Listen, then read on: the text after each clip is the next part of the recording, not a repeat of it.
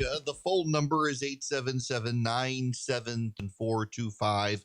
You know, one of the other problems with Biden's press conference yesterday is he has given the Republican Party an incredible talking point about January 6th. If you wanted to think you need to have weapons to take on the government, you need F-15s and maybe some nuclear weapons. The point is that there's always been the ability to rationally limit the type of weapon that can be owned and who can own it.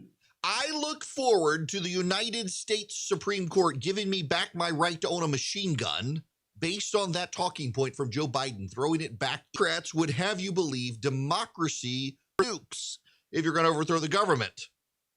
Meanwhile, the Taliban is like,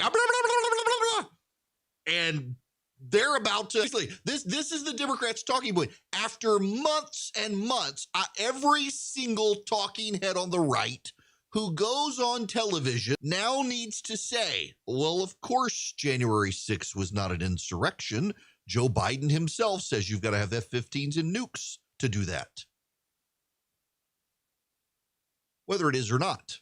And I'm one of the people who's critical of January 6th. And I see a total opening for the GOP here with this talking point from Joe Biden.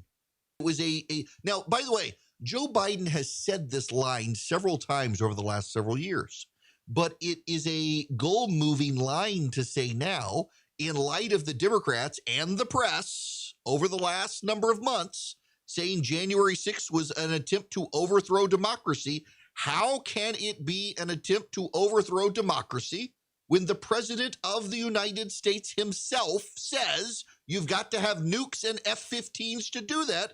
Pay no attention to the Taliban. And of course, that's what the Democrats will say. Well, the Taliban are beating us in Afghanistan. Without, will lead the Republicans to say, well, then why does the military suck? Is it critical theory? You see how this game is played now. None of this